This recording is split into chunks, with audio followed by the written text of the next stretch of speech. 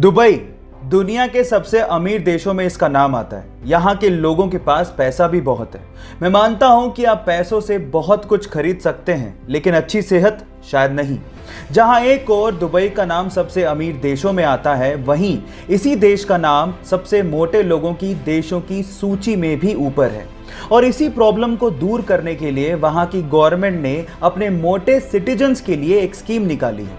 इस स्कीम के मुताबिक अगर कोई मोटा सिटीजन अपना 1 किलोग्राम वजन कम करता है तो गवर्नमेंट की तरफ से उसे 2 ग्राम सोना दिया जाता है।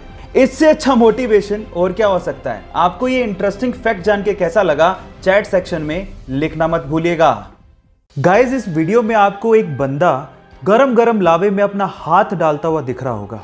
अब इतना गरम लावा जिसका टेम्परेचर इतना ज्यादा होता है, फिर भी उसका हाथ जल नहीं रहा है। ऐसा कैसे हो रहा है? डोंट वरी, मैं आपको बताता हूं कि इसके पीछे की साइंस क्या है। एक्चुअली जब भी कोई गरम चीज एकदम ठंडी चीज के कांटेक्ट में आती है तो कुछ मिली सेकंड के लिए उन दोनों चीजों के बीच में एक लेयर बन जाती है।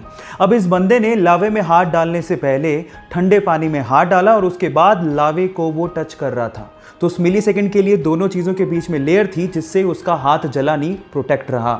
इस इफेक्ट को लेडन फ्रोस्ट इफेक्ट भी कहते हैं गाइस। सो इसके पहले तक क्या आप ये इफेक्ट जानते थे? और अगर नहीं जानते थे तो चैट सेक्शन में लिखना मत भूलिएगा। गाइस, क्या आपको पता है कि बाजार से खरीदी गई पानी की बोतल पे जो एक्सपायरी डेट लिखी हुई होती है वो एक्चुअली पानी के लिए नहीं होती। मतलब एक्सपायरी डेट के बाद पानी खराब नहीं होता। हो गए ना हैरान? पर सवाल ये है कि फिर वो एक्सपायरी डेट किसके लिए होती है? डोंट वरी, मैं आपको बताता हूँ। वो एक्चुअली पानी के लिए ना होकर पानी के बोतल के लिए होती है। अगर आपके पास कोई पानी की बोतल है और वो अगर एक्सपायरी डेट को क्रॉस कर चुकी है तो इसका मतलब ये है कि वो जो पानी की बोतल है जो कि प्लास्टिक से बनी है वो केमिकल रिलीज करना शुरू कर देती है। पानी इटसेल्फ खराब नहीं हुआ है, पानी में जम्स पड़ सकते हैं लेकिन पानी खराब नहीं हो सकता। वो प्लास्टिक की बोतल एक्चुअली पानी पे इफेक्ट डाल रही है ना? ये इंटरेस्टिंग। क्या आपको इसके पहले तक ये इफेक्ट पता था? और अगर नहीं पता था तो चैट सेक्शन में लिखना मत भूलिएगा। पीने के पानी की समस्या आज बहुत सारे देशों में है, लेकिन बहुत ही कम देश ऐसे हैं जिन्होंने पेरू देश के जैसे इस समस्या का समाधान निकाला हो। जी हाँ गाइस, पेरू देश में भी बहुत सारे ऐसे इलाके हैं जहां पर पीने के पानी की बहुत ज़्यादा प्रॉब्लम है।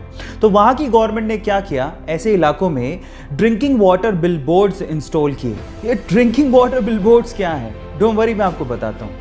ये होते तो बिलबोर्ड्स ही हैं जिस पे एडवर्टीजमेंट ही चलती है, लेकिन उनमें कुछ ऐसी मशीन्स को इंस्टॉल किया गया है जो कि एयर से मॉइस्चर को कैप्चर करती है, फिर उसे फिल्टर करती है और उसे पीने लायक पानी में कन्वर्ट करती है। जी हाँ गाइस, और ऐसा करके सिर्फ एक बिलबोर्ड से 50 से 60 फैमिलीज को पीने लायक पानी मिल पा रहा है ना? ये इंटरेस्टिंग फैक्ट। ये इंटरेस्टिंग फैक्ट जान के आपको कैसा लगा, चैट सेक्शन में लिखना मत भूलिएगा।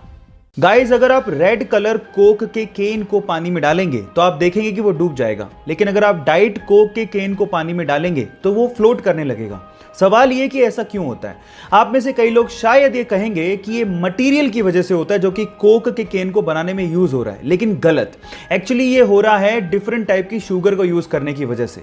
आपको मैं आपकी जानकारी के लिए बता दूं कि रेगुलर कोक में रेगुलर शुगर यूज की जाती है, जबकि डाइट कोक में एक आर्टिफिशियल स्वीटनर एस्पर्टेम को यूज किया जाता है जो कि शुगर से काफी गुना ज्यादा मीठा होता है, जिसकी वजह से उसकी बहुत ही कम क्वांटिटी से काम चल जाता है। और इसी एस्पर्टेम की वजह से, क्योंकि उसकी क्वांटिटी बहुत कम यूज हुई है, डाइट कोक पानी के मुकाबले बहुत ही कम डेंस होता है और फ्लोट करने लगता है। क्या इसके पहले तक इफेक्ट आप जानते थे? और अगर नहीं जानते थे तो चैट सेक्शन में लिखना मत भूलिएगा।